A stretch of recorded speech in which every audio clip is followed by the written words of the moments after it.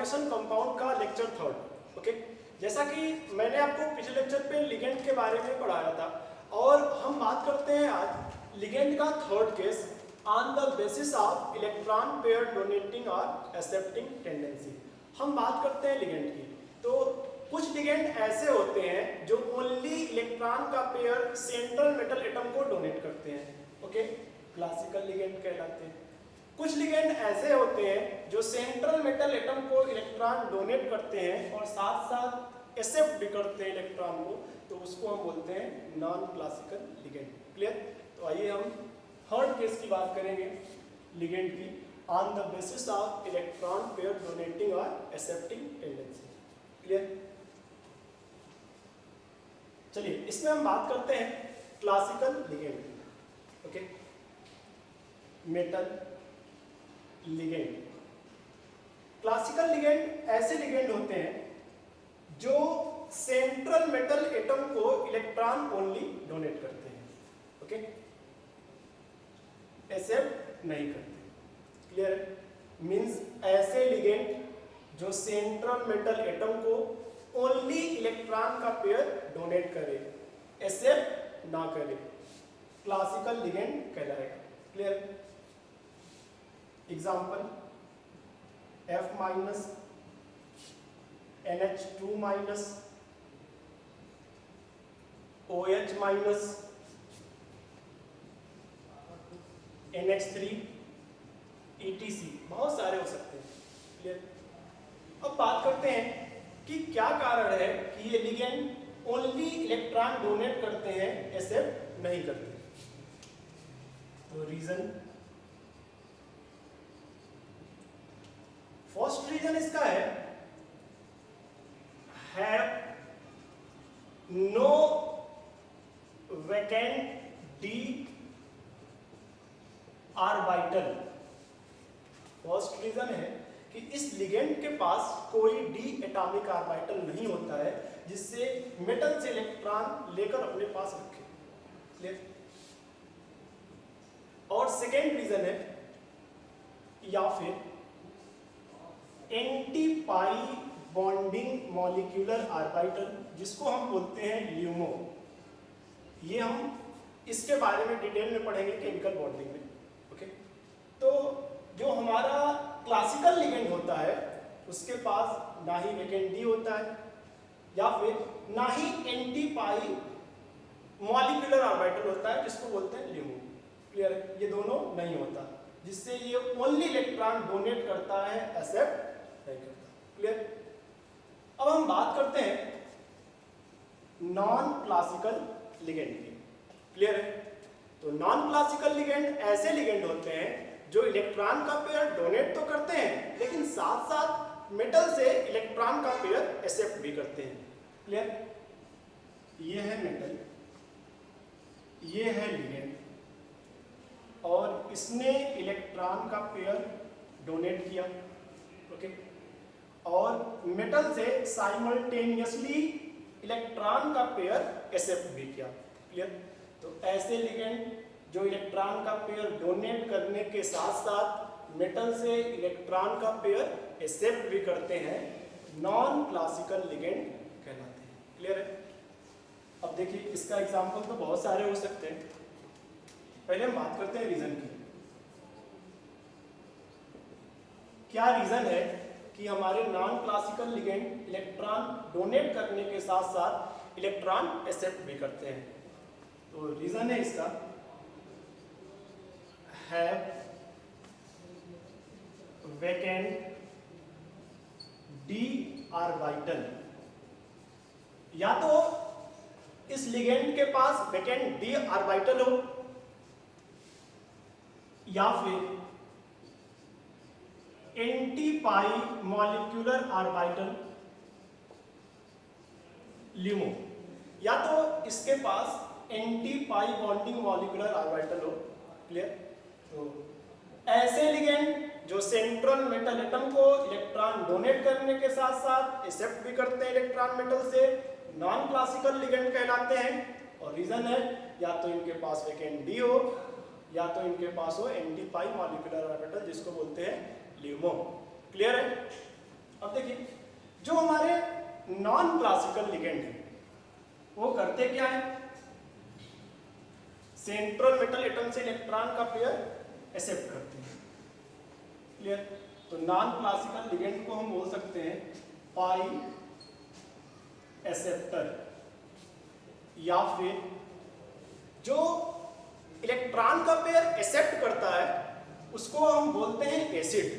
चूंकि पाई कर रहा तो इसको बोल सकते हैं पाई एसिड। क्लियर? लिगेंड। क्लियर है? तो नॉन क्लासिकल लिगेंड को हम पाई एक्सेप्टर या पाई एसिड लिगेंड भी बोल सकते हैं। क्लियर? अब हम बात करते हैं non classical ligand. Okay, non classical ligand क्या होते हैं? इलेक्ट्रॉन डोनेट करने के साथ साथ इलेक्ट्रॉन एक्सेप्ट भी करते हैं। क्लियर? ओके, अब देखिए नॉन क्लासिकल लिगेंड जो होते हैं हमारे वो 2 कैटेगरी में हमने उनको डिवाइड कर रखा है, कैटेगरी 1 एंड कैटेगरी 2। क्लियर है? अब देखिए ये है हमारा मेटल, ये है हमारा लिगेंड। क्लियर है? अब ligand electron central metal atom को डोनेट करेगा सिग्मा से और एक्सेप्ट करेगा पाई से। क्लियर? तो कैटेगरी 1 में हमने बताया कि ऐसा लिगेंड जो सिग्मा से इलेक्ट्रॉन का पेयर डोनेट करता है और पाई बॉन्ड से इलेक्ट्रॉन का पेयर एक्सेप्ट करता है, इस टाइप को हमने कैटेगरी 1 में रखा है और ये हमारा है नॉन क्लासिकल लिगेंड का category 1। Clear? Example CO, NO plus, Cn minus, PH3, N2, ETC। बहुत सारे हो सकते हैं। तो देखिए ये हमारे ऐसे नॉन क्लासिकल लिगेंड है जो सिग्मा से इलेक्ट्रॉन का पेयर डोनेट करते हैं और back bonding means pi bond के थ्रू इलेक्ट्रॉन का पेयर एक्सेप्ट करते हैं, नॉन क्लासिकल लिगेंड कहलाते हैं। ये है टाइप 1। टाइप 1 में हम आपको एक स्पेशल केस बताने वाले हैं जो कि बहुत इंपॉर्टेंट है। क्लियर? अब देखिए स्पेशल केस है हमारा NO, nitric oxide, NO। Clear? वैसे तो अगर NO के ऊपर 1 का प्लस होगा तो ये 1 इलेक्ट्रॉन का पेयर डोनेट करेगा। क्लियर? लेकिन अगर NO जिसके पास कोई चार्ज नहीं है, मींस अगर NO आपका कैसा है, न्यूट्रल है, तो NO जो है ये 3 इलेक्ट्रॉन डोनर या फिर कह सकते हैं डोनेट करता है या फिर डोनर। क्लियर? तो पूरे इनऑर्गेनिक केमिस्ट्री का NO न्यूट्रल ऐसा लिगेंड है जो 3 इलेक्ट्रॉन डोनेट करता है। क्लियर है? ओके, तो ये आपको क्लियर हो चुका होगा। अब हम बात करते हैं कैटेगरी 2 की। कैटेगरी 2 में ये हमारा सेंट्रल मेटल एटम, ये है हमारा लिगेंड। ओके, इसने दिया पाई से और लिया इलेक्ट्रॉन का पेयर पाई से। क्लियर? मींस ऐसे लिगेंड जो पाई से ही इलेक्ट्रॉन डोनर करते हैं और पाई एक्सेप्ट करते हैं, इस टाइप के लिगेंड को हम बोलते हैं नॉन क्लासिकल लिगेंड और इसकी कैटेगरी क्या है? ये 2 है। क्लियर? तो जिसके पास जो सिग्मा से डोनेट करेंगे, पाई से एक्सेप्ट करेंगे, उसको हमने कैटेगरी 1 में रखा है। जो पाई डोनर और पाई एक्सेप्टर, तो उसको हमने कैटेगरी 2 में रखा है। क्लियर है? अब हम बात करते हैं कैटेगरी 2 की। कैटेगरी 2 की अगर हम बात करेंगे, जो लिगेंड हमारे पाई से डोनेट करते हैं, पाई एक्सेप्ट करते हैं, तो उसका एग्जांपल हो सकता है हमारा CH2 double bond CH2। Okay, इसको बोलते हैं थीन। ऐसे ही अगला एग्जांपल हमारा हो सकता है बेंजीन। क्लियर? इनके पास पाई इलेक्ट्रॉन ही है, तो ये पाई ही डोनेट करते हैं और पाई ही एक्सेप्ट करते हैं। क्लियर? तो ये नॉन क्लासिकल का कैटेगरी 2 है। ओके, अब देखिए ये जो नॉन क्लासिकल का कैटेगरी 2 है, जो पाई डोनेट करता है और पाई ही एक्सेप्ट करता है, तो इसको हम बोलते हैं ऑर्गेनिक लिगेंड। क्योंकि जो हमारे ऑर्गेनिक लिगेंड होते हैं, आपको जनरली पता है ऑर्गेनिक जो हम पढ़ते हैं ऑर्गेनिक कंपाउंड, उसमें मेनली हाइड्रोकार्बन और उनके डेरिवेटिव की बात करते हैं। तो ये हमारे हाइड्रोकार्बन है, तो ये हमारा ऑर्गेनिक लिगेंड है। तो ऑर्गेनिक लिगेंड पाई ही डोनेट करता है और पाई ही एक्सेप्ट करता है। क्लियर है ना? तो इसको रखेंगे हम कैटेगरी 2 में। ओके, अब हम बात करते हैं साइनर्जिक बॉन्डिंग की। ओके, साइनर्जिक बॉन्ड का फॉर्मेशन होता कहाँ है? क्लियर है? ओके, देखिए ये हमारा मेटल और ये हमारा लिगेंड। क्लियर है? ये जो हमारा लिगेंड है, ये हमारा है नॉन क्लासिकल लिगेंड। क्लियर? आप सभी लोगों को पता है कि जो नॉन क्लासिकल लिगेंड होते हैं वो इलेक्ट्रॉन डोनेट करते हैं और साथ साथ इलेक्ट्रॉन एक्सेप्ट भी करते हैं। ठीक? तो ऐसे लिगेंड जो मेटल को इलेक्ट्रॉन डोनेट करें साथ साथ इलेक्ट्रॉन एक्सेप्ट करें, नॉन क्लासिकल लिगेंड कहलाते हैं। और नॉन क्लासिकल लिगेंड और मेटल के बीच बनने वाला जो बॉन्ड है, इसी को बोलेंगे साइनर्जिक बॉन्ड। क्लियर है? तो नॉन क्लासिकल लिगेंड मेटल से जब कंबाइंड होते हैं तो साइनर्जिक बॉन्डिंग का फॉर्मेशन होता है। क्लियर? तो जैसा कि मैंने यहाँ पे आपको इसके बारे में बताया साइनर्जिक बॉन्डिंग में। साइनर्जिक बॉन्डिंग में होता क्या है, लिगेंड इलेक्ट्रॉन डोनेट करने के साथ साथ इलेक्ट्रॉन एक्सेप्ट भी करता है। क्लियर? आइए देखते हैं, हम एग्जांपल लेते हैं मेटल। क्लियर? और हमने यहाँ पर नॉन क्लासिकल जो लिगेंड है वो हम ले लेते हैं कार्बोनिल CO। क्लियर? मेनली जो हमारा CO होता है कार्बोनिल, इसी पे बेस्ड क्वेश्चन आते हैं 95% से भी ज़्यादा, तो हम इसी को लेते हैं एग्जाम्पल। जो हमारा ये CO है, इसमें हमारा ये जो CO है, ये आपका हो गया CO, यहाँ पर आपका प्लस माइनस माइनस प्लस, ये CO है। ठीक? Carbonyl ligand. और हमको पता है कार्बोनिल लिगेंड जो है नॉन क्लासिकल लिगेंड। क्लियर? करेगा क्या, ये सेंट्रल मेटल एटम को इलेक्ट्रॉन डोनेट करेगा। क्लियर? डोनेट करते हैं। ओके, अब होगा क्या, जो हमारा सेंट्रल मेटल एटम होगा, सेंट्रल मेटल एटम, इसके पास होगा हमारा फील्ड डी ऑर्बिटल, इसके पास फील्ड डी ऑर्बिटल होगा।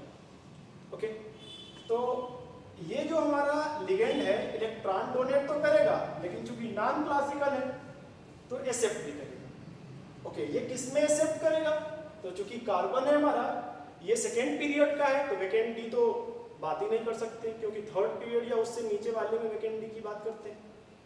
तो ये करेगा आपका anti pi bonding molecular orbital में, जिसको बोलते हैं हम ल्यूमो। क्लियर? तो डोनेट करेगा और साथ साथ इलेक्ट्रॉन क्या करेगा, एक्सेप्ट करेगा। किसमें करेगा, एंटी पाई ल्यूमो में करेगा। ओके, एंटी पाई ल्यूमो में करेगा। अब देखिए हम बात करते हैं, ये लिगेंड इलेक्ट्रॉन डोनेट करने के साथ साथ साइमल्टेनियसली इलेक्ट्रॉन एक्सेप्ट करते हैं, और जब ये दोनों साइमल्टेनियसली होगा, डोनेशन और एक्सेप्टर, तो हम उस बॉन्ड को बोलते हैं साइनर्जिक बॉन्डिंग। क्लियर? तो आपको क्लियर है साइनर्जिक बॉन्डिंग। ओके, अब देखिए होता क्या है, इंपॉर्टेंट पॉइंट, इसका बहुत ज़्यादा इंपॉर्टेंट पॉइंट है, उसके बारे में हम बात करते हैं। जो आपका मेटल इलेक्ट्रॉन जब डोनेट करेगा, तो मेटल अपना इलेक्ट्रॉन इसके एंटी पाई मॉलिक्यूलर ऑर्बिटल में डोनेट करेगा, CO। तो क्लियर कट, जब CO के एंटी पाई में इलेक्ट्रॉन बढ़ेगा तो इसका जो बॉन्ड ऑर्डर है वो घट जाएगा। तो इसका जो बॉन्ड ऑर्डर है वो घट जाएगा। क्लियर है ना? ओके, वैसे तो ट्रिपल बॉन्ड की बॉन्ड ऑर्डर 3 होनी चाहिए, लेकिन एंटी बॉन्डिंग में इलेक्ट्रॉन एक्सेप्ट करने की वजह से इसका बॉन्ड ऑर्डर 3 से कम होता है। क्लियर? और जो ये मेटल और इस कार्बन के बीच का बॉन्ड ऑर्डर है, ओके, मींस मेटल और लिगेंड के बीच का जो बॉन्ड ऑर्डर है वो 1 से ज़्यादा हो जाए।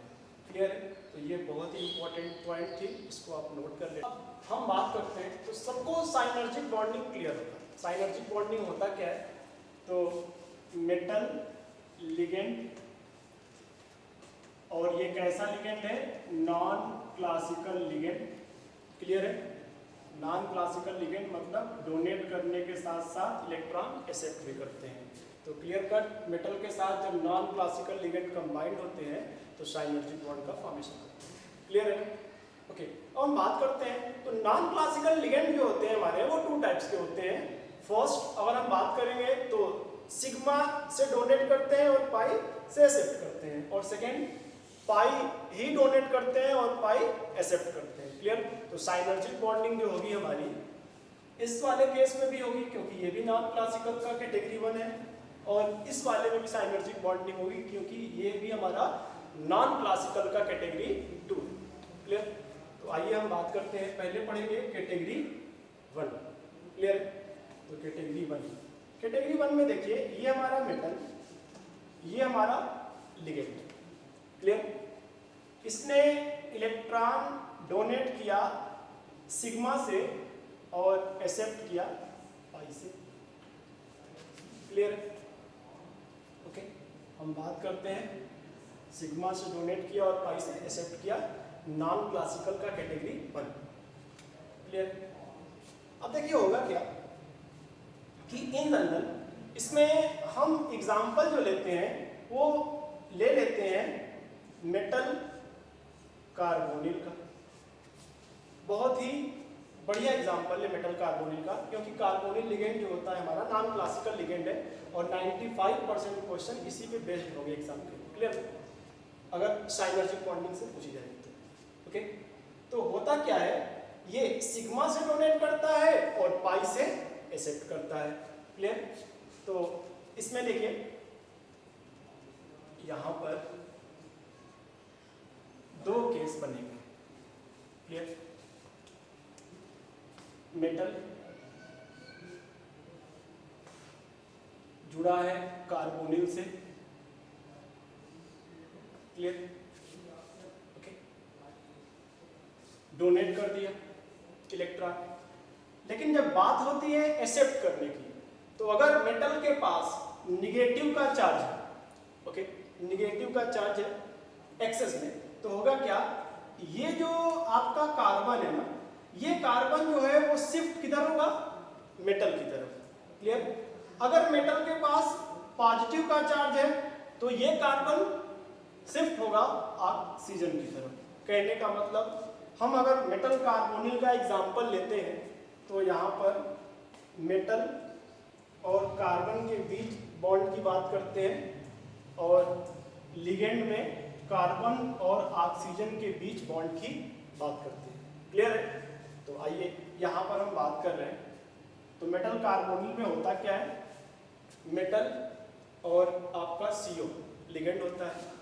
अब देखिए इसमें इन जनरल अगर आपका मेटल है और इसके ऊपर excess of electron means negative का चार्ज है, तो excess of electron means negative का चार्ज है, तो बैक डोनेशन ज़्यादा होगा।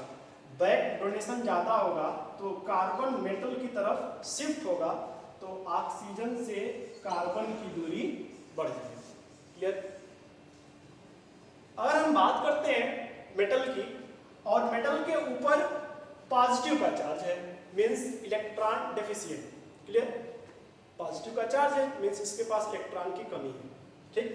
तो इलेक्ट्रॉन की कमी है तो बैक डोनेशन जो होगा वो लेस हो जाएगा, और लेस होने के कारण कार्बन और मेटल की दूरी जो है वो बढ़ जाएगी और इनके बीच का डिस्टेंस कम हो जाएगा। क्लियर है? तो आप ऐसे भी समझ सकते हैं, अगर मेटल के पास निगेटिव का चार्ज है मतलब मेटल हमारा अमीर है, तो ये कार्बन इस अमीर से दोस्ती कर लेगा, तो इनके बीच की दूरी कम हो जाएगी और इनके बीच की दूरी बढ़ जाएगी। अगर मेटल के ऊपर पॉजिटिव का चार्ज है, मीन्स इलेक्ट्रॉन डेफिशिएंट है, मीन्स अगर ये हमारा गरीब है, तो ये कार्बन इस गरीब से दूरी बढ़ा लेगा, मीन्स इनके बीच की दूरी बढ़ जाएगी और इनके बीच की दूरी घट जाएगी। क्लियर है? ओके। अब देखिए, अगर हम बात करते हैं छोटे से पॉइंट की, जो कि केमिकल बॉन्डिंग में हम लोग पढ़ते हैं, bond order inversely proportional to bond length. अगर बॉन्ड ऑर्डर ज्यादा तो बॉन्ड लेंथ कम। क्लियर? ओके। तो यहां पर हमको देखने को मिल रहा है कि जब निगेटिव चार्ज आ रहा तो इनकी बॉन्ड लेंथ कम हो जा रही, जब पॉजिटिव चार्ज आ रहा तो मेटल कार्बन के बीच की बॉन्ड लेंथ ज्यादा हो जा रही। ठीक? तो क्लियर है, जब बॉन्ड लेंथ ज्यादा होगी तो बॉन्ड ऑर्डर कम हो जाएगा, जब बॉन्ड लेंथ कम होगी तो बॉन्ड ऑर्डर ज्यादा हो जाएगा। क्लियर है? ओके। तो जब मेटल कार्बन के बीच बॉन्ड ऑर्डर अगर ज्यादा हो गया, ठीक, तो कार्बन और ऑक्सीजन के बीच की बॉन्ड ऑर्डर कैसी हो जाएगी? कम हो जाएगी। क्लियर है ना? ओके। और इनके बीच की बॉन्ड लेंथ जो होगा वो हो जाएगा आपका कम, और इनके बीच का बॉन्ड लेंथ जो होगा वो हो जाएगा ज्यादा। क्लियर है?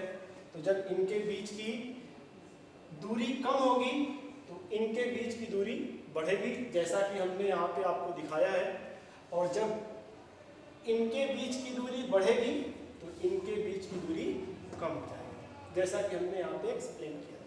क्लियर? देखिए, जैसा कि हमने साइनर्जिक बॉन्डिंग के बारे में अभी भी पढ़ा है, और हमने उसमें आपको कैटेगरी 1 के बारे में बताया है।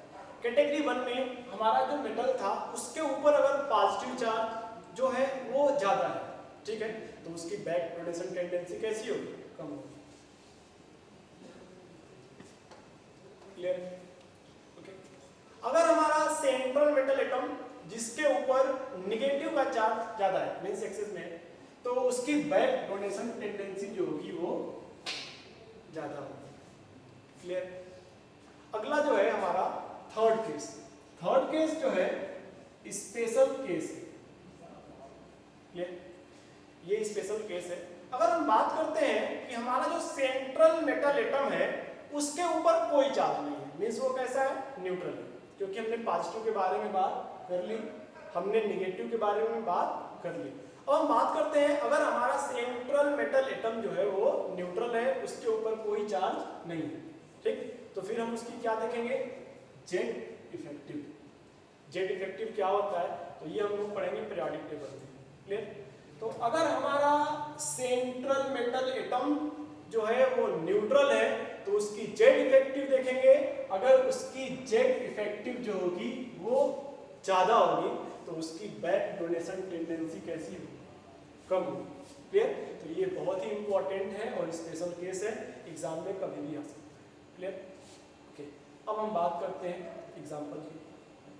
तो ये देखो आप, ये भी आपका मेटल कार्बोनिल है, ये भी आपका मेटल कार्बोनिल है, ये भी आपका मेटल कार्बोनिल है, और ये भी आपका मेटल कार्बोनिल है।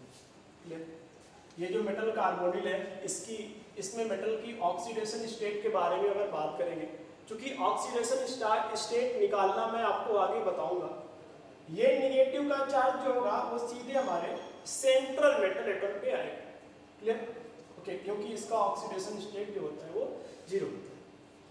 यहाँ पर कोई चार्ज नहीं है तो यहाँ पर इस मेटल का ऑक्सीडेशन स्टेट 0, यहाँ पर प्लस का 1 है तो यहाँ पर प्लस का 1 होगा, और यहाँ पर प्लस का 2 है तो यहाँ पर आपका जो सेंट्रल मेटल एटम है उसकी ऑक्सीडेशन स्टेट प्लस की 2। क्लियर? ओके। अब हम बात करते हैं left to right. Left to right. Clear? Left to right. और हमसे लेफ्ट टू राइट पूछता है कि जो बैक डोनेशन टेंडेंसी है, डोनेशन टेंडेंसी वो इंक्रीज करेगी या डिक्रीज करेगी? तो जैसा मैंने आपको बताया है कि अगर मेटल के ऊपर नेगेटिव का चार्ज होगा तो बैक डोनेशन टेंडेंसी ज्यादा होगी, अगर पॉजिटिव का चार्ज होगा तो बैक डोनेशन टेंडेंसी कम होगी। ठीक, तो यहाँ पर नेगेटिव का चार्ज है और लेफ्ट टू राइट बढ़ने पर यहाँ पर न्यूट्रल, यहाँ पर पॉजिटिव और यहाँ पर पॉजिटिव का चार्ज 2 है, मतलब इंक्रीज कर रहा है। क्लियर? तो क्लियर कट आपको पता चल चुका है कि मेटल यहाँ पर एक्सेस ऑफ इलेक्ट्रॉन है और लेफ्ट टू राइट बढ़ने पर ये जो इलेक्ट्रॉन है वो आपका यहाँ पर न्यूट्रल, यहाँ पर प्लस का 1, यहाँ पर प्लस का 2, तो ऑक्सीडेशन स्टेट प्लस का 1 प्लस का 2, मतलब यहाँ पर एक्सेस ऑफ इलेक्ट्रॉन और लेफ्ट टू राइट जाने पर सेंट्रल मेटल एटम पे पॉजिटिव का चार्ज इंक्रीज कर रहा है, जिससे बैक डोनेशन टेंडेंसी क्या होगी? कम होगी। ठीक, तो यहाँ back donation tendency left to right क्या करेगी? घटेगी। क्लियर? अब देखिए एक छोटा सा की पॉइंट है, ओके, आप सब लोग को केमिकल बॉन्डिंग में ये की पॉइंट क्लियर होगा।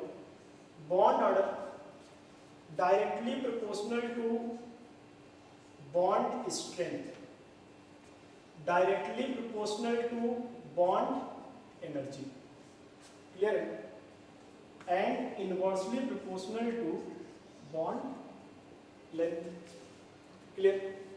तो अगर हम बात करते हैं left to right, clear, metal और कार्बन के बीच, ठीक है, तो मेटल और कार्बन के बीच, ओके, तो बॉन्ड ऑर्डर क्या होगा? लेफ्ट टू राइट जाने पर बैक डोनेशन टेंडेंसी घटेगी, तो मेटल और कार्बन के बीच का बॉन्ड ऑर्डर ये जो होगा घटेगा। बॉन्ड ऑर्डर घटेगा तो बॉन्ड स्ट्रेंथ भी घटेगा, बॉन्ड एनर्जी भी घटेगी, लेकिन इंक्रीज क्या करेगा? बॉन्ड लेंथ, ये क्या करेगा? इंक्रीज करेगा। क्लियर?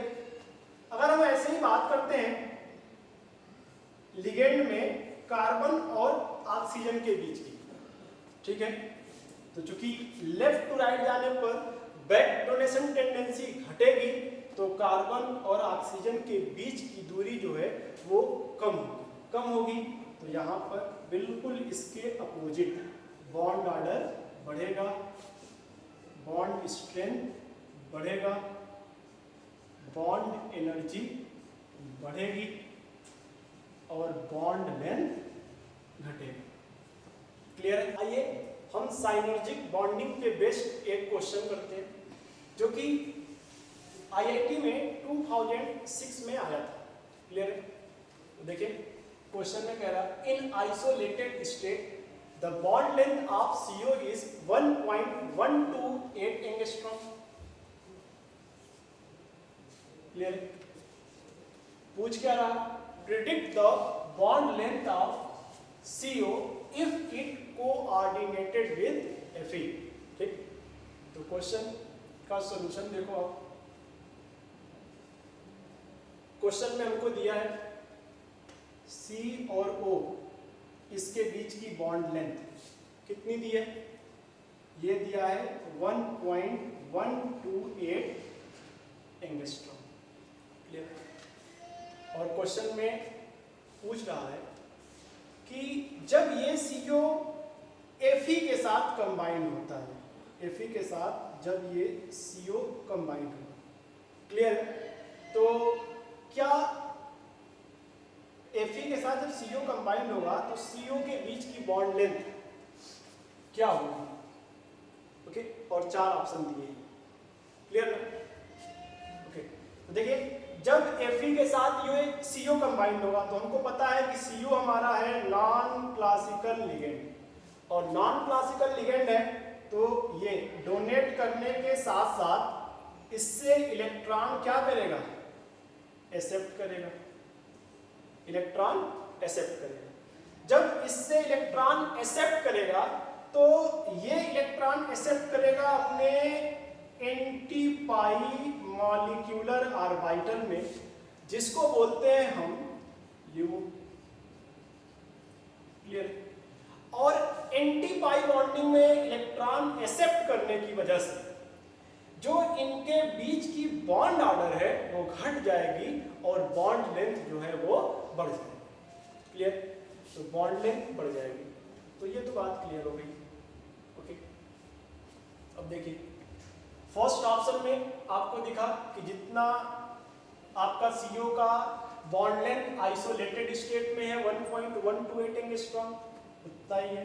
तो ये तो आंसर हो नहीं सकता, क्योंकि जब बैक डोनेशन होगा तो इसके एंटी में इलेक्ट्रॉन आएगा और anti pi bonding molecular orbital में इलेक्ट्रॉन आने की वजह से यहाँ पर इसके बीच की बॉन्ड ऑर्डर घट जाएगी और बॉन्ड लेंथ बढ़ जाएगी।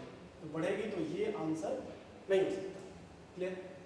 ओके, यहाँ पर क्या कह रहा, यहाँ पे आपका कह रहा कि ये जो बॉन्ड लेंथ है इससे भी कम हो जाएगी सेकेंड ऑप्शन में। तो ये तो बिल्कुल भी नहीं हो सकता। ओके, जैसा कि मैंने आपको बताया कि बढ़ना चाहिए। ओके, तो बढ़ना चाहिए, तो ये जितना है उतना ही दिया है, यहाँ पर कम है तो दोनों ऑप्शन नहीं। क्लियर? अब ये दोनों ऑप्शन की बात करते हैं। इन दोनों ऑप्शन में क्या है कि यहाँ पर भी बॉन्ड लेंथ जो दिया है वो 1.128 एंगस्ट्रॉम से ज़्यादा है और फोर्थ ऑप्शन में जो आपका बॉन्ड लेंथ दिया है वो भी आपका 1.128 एंगस्ट्रॉम से ज़्यादा है। अब देखिए ऑप्शन जो था, ये क्वेश्चन जो था वो सिंगल ऑप्शन वाला था, दोनों ऑप्शन तो हो नहीं सकते। ठीक, अब करें क्या? ठीक, बढ़ना चाहिए, ये भी सही है और ये भी सही है। क्लियर? तो मैं आपको हिंट कर रहा हूं कि जब साइनर्जिक बॉन्ड का फॉर्मेशन होता है तो मेटल अपना इलेक्ट्रॉन जो होता है बैक डोनेशन के थ्रू जो आपका लिगेंड होता है उसके एंटी पाई मॉलिक्यूलर ऑर्बिटल में डोनेट करेगा। यहाँ पे क्योंकि हमारा लिगेंड CO है तो इसके पास एंटी पाई मॉलिक्यूलर ऑर्बिटल ही होगा।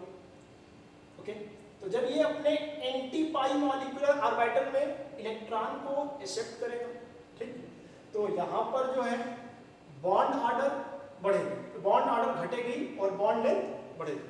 ठीक, लेकिन बढ़ेगी तो ये भी ऑप्शन सही है, ये भी ऑप्शन सही है। क्या माना जाए? तो मैं हिंट कर रहा हूँ, जो बढ़ती है साइनर्जिक बॉन्डिंग में, ठीक है, इनके बीच की बॉन्ड लेंथ वो डेसिमल का जो सेकेंड पोजीशन है, डेसिमल का ये फर्स्ट पोजीशन है और डेसिमल का ये सेकेंड पोजीशन है, तो डेसिमल के सेकेंड पोजीशन पे इंक्रीज करती है।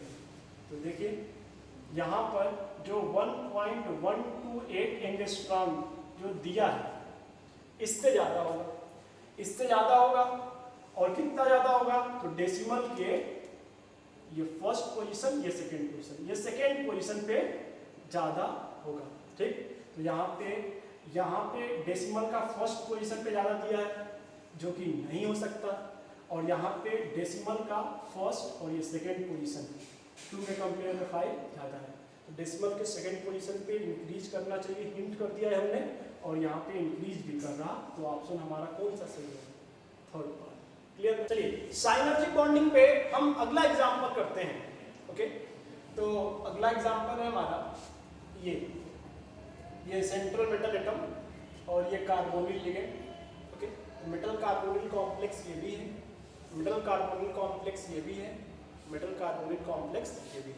ठीक, ओके, चूंकि हमारा कार्बोनिल है तो ये हमारा नॉन क्लासिकल लिगेंड है और हम कैटेगरी 1 में बात करते हैं, तो हमारा जो CO है नॉन क्लासिकल लिगेंड, ये सिग्मा डोनेट करता है और पाई एक्सेप्ट करता है। क्लियर? ओके, तो एग्जाम में हमें पूछता है इसमें कि लेफ्ट टू राइट जाने पर, ठीक, लेफ्ट टू राइट जाने पर अगर हम बात करते हैं बैक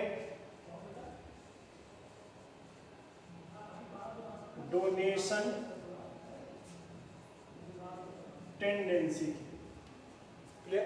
बैक डोनेशन टेंडेंसी, तो बैक डोनेशन टेंडेंसी अगर जो है आपका मेटल उसके ऊपर निगेटिव चार्ज होगा तो एक्सेस में इलेक्ट्रॉन है तो वो आसानी से इलेक्ट्रॉन को पाई बॉन्ड के थ्रू आपका लिगेंड को देगा तो बैक डोनेशन टेंडेंसी बढ़ेगी।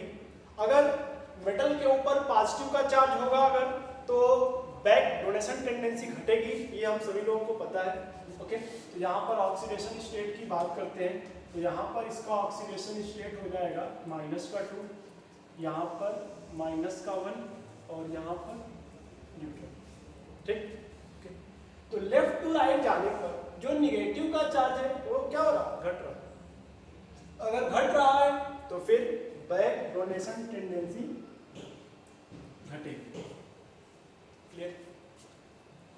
अगर एग्जाम टाइम में पूछ रहा मेटल और कार्बन के बीच की बॉन्ड ऑर्डर, तो इनके बीच की बॉन्ड ऑर्डर, चूंकि बैक डोनेशन टेंडेंसी घट रही है मतलब मेटल कार्बन से दूरी बढ़ा रहा है, तो बॉन्ड ऑर्डर जो है घटेगा, बॉन्ड लेंथ आपका बढ़ जाएगा। क्लियर? अगर हम बात करते हैं कार्बन और ऑक्सीजन के बीच की बॉन्ड, क्लियर, डिस्टेंस, ठीक, तो यहाँ पर बिल्कुल इसके जस्ट अपोजिट बॉन्ड ऑर्डर बढ़ जाएगा और बॉन्ड लेंथ आपका घट जाएगा। कभी कभी इसमें हमसे पूछ लेता है जो आपका सीओ है उसकी स्ट्रेचिंग फ्रीक्वेंसी, तो आप सभी को पता है energy directly proportional to frequency. Clear ना? और अगर बॉन्ड ऑर्डर ज्यादा तो बॉन्ड एनर्जी ज्यादा मींस फ्रीक्वेंसी भी ज्यादा। तो यहाँ पर फ्रीक्वेंसी अगर बात करेगा स्ट्रेचिंग फ्रीक्वेंसी सीओ की, तो फ्रीक्वेंसी क्या होगी, बॉन्ड ऑर्डर इंक्रीज करने की वजह से इंक्रीज करेगी। क्लियर है? ओके, ये तो कर लिया। अब देखिए, अब हमारा एक बहुत ही प्यारा सा स्पेशल केस है जो कि बहुत इंपॉर्टेंट है। इस क्वेश्चन में अगर हमसे पूछता है कि क्या इसमें साइनर्जिक बॉन्ड का फॉर्मेशन होगा, ओके, तो क्या आप आंसर देंगे? आप सोचेंगे कि सर ने बताया था कि सेंट्रल मेटल एटम हो और कॉम्प्लेक्स के अंदर नॉन क्लासिकल लिगेंड हो तो साइनर्जिक बॉन्ड का फॉर्मेशन होगा। क्लियर ना? लेकिन ये जो स्पेशल केस है इसकी हम बात करते हैं, तो इसमें जो है आपका साइनर्जिक बॉन्ड का फॉर्मेशन नहीं होता है। ओके, इसमें नो साइनर्जिक बॉन्डिंग, ओके, इसमें कोई साइनर्जिक बॉन्डिंग का फॉर्मेशन नहीं है। अब आप कहेंगे कि सर मेटल के साथ नॉन क्लासिकल लिगेंड जो है वो कंबाइंड है फिर भी साइनर्जिक बॉन्ड का फॉर्मेशन नहीं हो रहा, क्या रीजन है? ओके, तो रीजन देखिए, जो आपका यहां पर स्कैडियम है, स्कैडियम एटॉमिक नंबर 21, ये आपका है सेंट्रल मेटल एटम।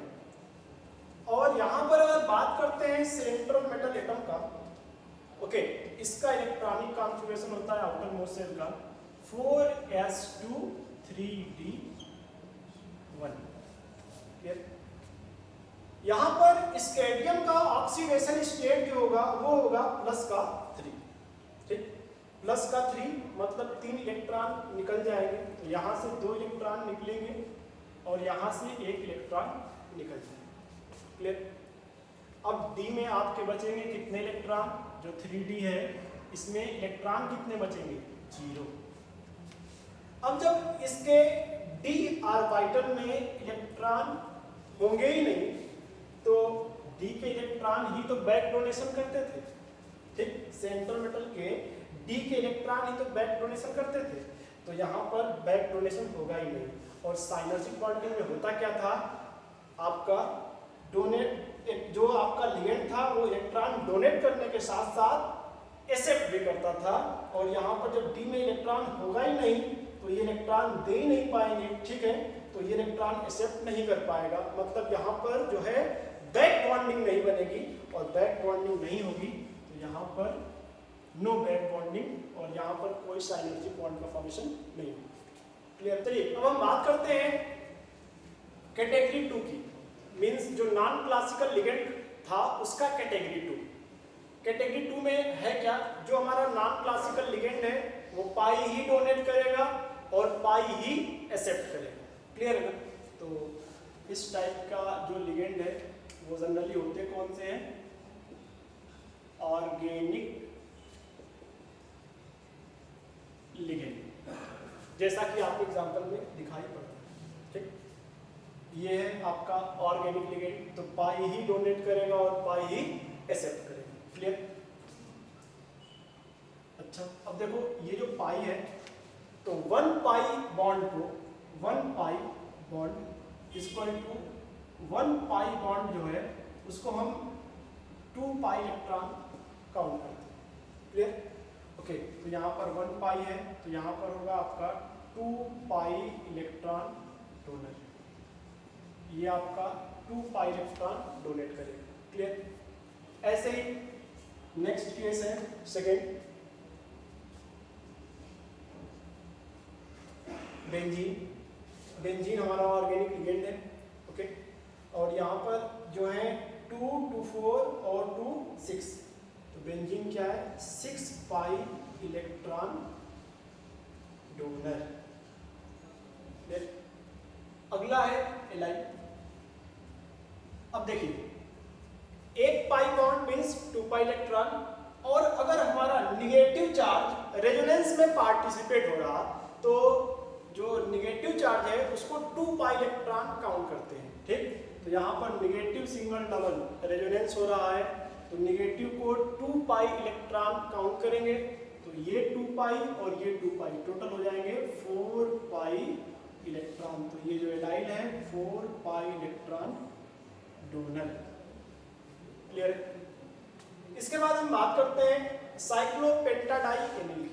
ठीक, तो साइक्लोपेंटाडाइएनिल, इसमें भी रेजोनेंस हो रहा, निगेटिव चार्ज जो है रेजोनेंस में पार्टिसिपेट कर रहा, तो 2, 2, 4 और 2, 6 पाई इलेक्ट्रॉन, तो ये भी आपका क्या है? 6 पाई इलेक्ट्रॉन डोनर। क्लियर? अब देखिए एक आपका की पॉइंट है जो कि बहुत इंपॉर्टेंट है। ठीक, जो हमारे ऑर्गेनिक लिगेंड है उसमें इन जनरल हम हेप्टासिटी, जिसका सिंबल होता है ईटा, यूज करते हैं। इसका जो है सिंबल इसको बोलते हैं ईटा, ईटा यूज करते हैं। ठीक, ओके, हेप्टासिटी यूज कहाँ करेंगे? ठीक है, ओके, तो देखिए अगर हम बात करते हैं ऐसे लिगेंड, ठीक, ओके, जो कि ऑर्गेनिक, ओके, और जिसमें हमारा पाई बॉन्ड जो है ना वो या तो 2 एटम या 2 से ज्यादा एटम के बीच डीलोकलाइज हो रहा हो, तो वहां पे हेप्टासिटी ईटा की यूज करेंगे। तो यहाँ पर जो हमारा पाई है वो 2 एटम के बीच जो है यहाँ पे जो पाई इलेक्ट्रॉन क्लाउड है 2 एटम के बीच है, यहाँ पे 1, 2, 3 एटम के बीच है, यहाँ पर 6 एटम के बीच है, यहाँ पर 5 एटम के बीच है। ठीक, तो 2 एटम के बीच है, तो जो हेप्टासिटी का सिंबल है ईटा, इस पे इसका पावर 2 देंगे। ठीक, और इसको लिख सकते हैं C2H4। क्लियर? ऐसे ही एग्जाम में यूज कर सकता है।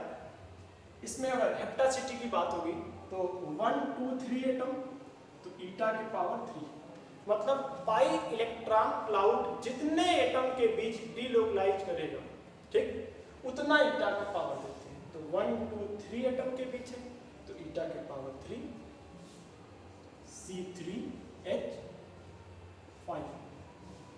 क्लियर?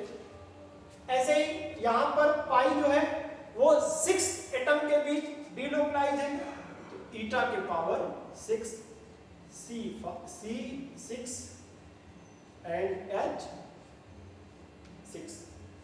क्लियर? यहां पर अगर हम बात करते हैं तो यहां पे आपका जो पाई इलेक्ट्रॉन क्लाउड है 1, 2, 3, 4, 5 एटम के बीच डीलोकलाइज कर रहा है, तो यहां पर ईटा की पावर 5, C5 और H5।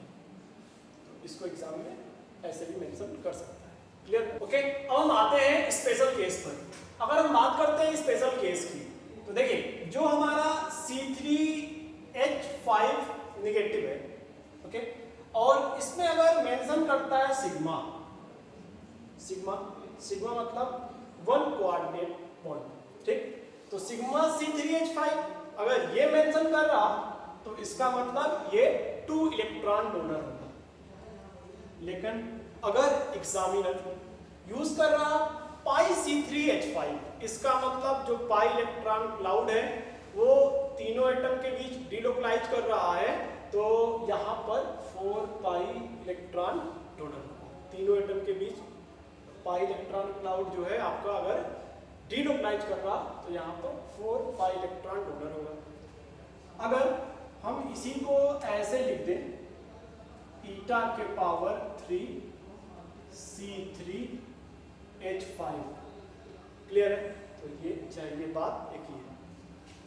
अब हम अगर बात करते हैं अगला साइक्लोपेंटाडाइएनिल, और साइक्लोपेंटाडाइएनिल को हम मेंशन कर रहे हैं C5H5 से, तो सिग्मा C5H5 लिखा है तो मतलब ये ओनली 1 कोऑर्डिनेट बॉन्ड के थ्रू इलेक्ट्रॉन का पेयर डोनेट कर रहा, तो उस केस में ये 2 इलेक्ट्रॉन डोनर।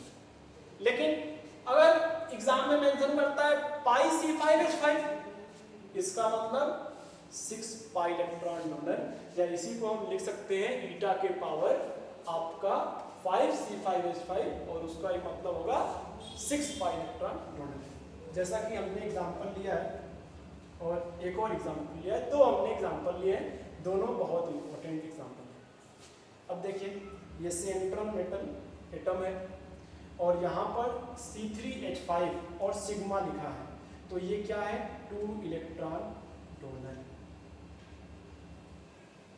इस केस में लिखा है C5H5 पाई, तो पाई लिखा है, तो पाई लिखा है तो ये आपका 6 पाई इलेक्ट्रॉन डोनर होगा, क्लियर है?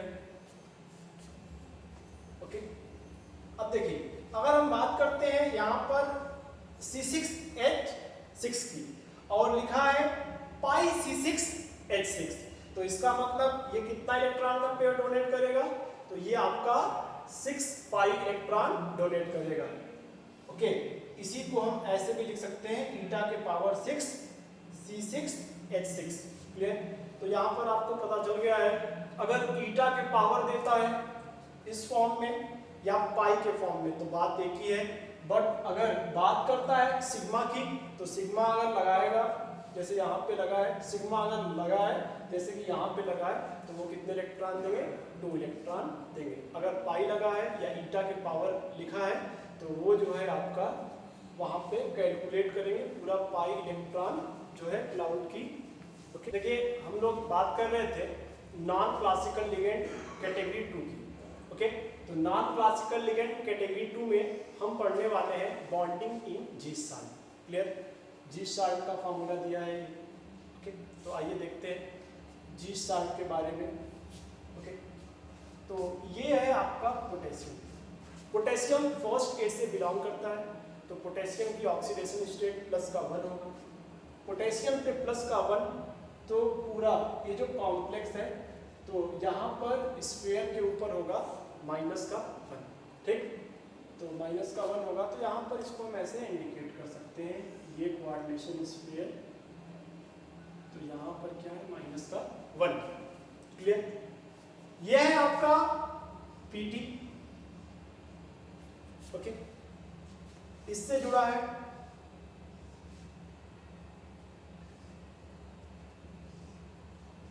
Cl, Cl, Cl, 3 Cl ligand हुए, और एक जुड़ा है आपका नॉन क्लासिकल लिगेंड C2H4, ये हो गया आपका C2H4, क्लियर? अब देखिए जो आपका C2H4 नॉन क्लासिकल लिगेंड है, ये पाई डोनेट करेगा और पाई ही एक्सेप्ट करेगा, क्लियर? तो सबसे पहली बात, ये जो आपका C2H4 है इसको बोलते हैं एथीन। एथीन में कार्बन का हाइड्राइजेशन sp2 होता है, तो इन जनरल sp2 हाइड्राइज्ड वाला जो ये कार्बन है ये एथीन प्लेनर होना चाहिए, लेकिन यहाँ पर जो होता है साइनर्जिक बॉन्डिंग के कारण परपेंडिकुलर ऑफ प्लेन होता है। क्लियर? और क्या शो करता है? Trans effect. Trans effect. Okay, आपके सामने आया ट्रांस इफेक्ट। ट्रांस इफेक्ट होता क्या है? तो देखिए, ऐसे लिगेंड जो फास्ट पाई एक्सेप्ट करे, ठीक है ना? ओके, मींस स्ट्रॉन्ग पाई एक्सेप्टर है, ठीक? तो स्ट्रॉन्ग पाई एक्सेप्टर लिगेंड जो होते हैं ट्रांस इफेक्ट शो करते हैं। तो लिख सकते हैं स्ट्रॉन्ग पाई acceptor ligand like CO CN minus, आपका हो सकता है NO, आपका हो सकता है C2H4, बहुत सारे हो सकते हैं ETC। ये क्या शो करेंगे? सो ट्रांस इफेक्ट। ये अगर हम बात करेंगे यहाँ पे कार्बन कार्बन के बीच डबल बॉन्ड की, तो कार्बन कार्बन के बीच जो डबल बॉन्ड है उसकी बॉन्ड लेंथ, वैसे तो डबल बॉन्ड की बॉन्ड लेंथ जो होती है 1.34 एंगस्ट्रॉम होती है, लेकिन यहाँ पर ड्यू टू साइनर्जिक बॉन्डिंग यहाँ पर इसका जो बॉन्ड लेंथ होगा वो इंक्रीज कर जाएगा। और इंक्रीज कहाँ करेगा? डेसिमल के सेकेंड पोजीशन पे। तो डेसिमल के सेकेंड पोजीशन पे इंक्रीज करेगा तो 1.37 एंगस्ट्रॉम। क्लियर?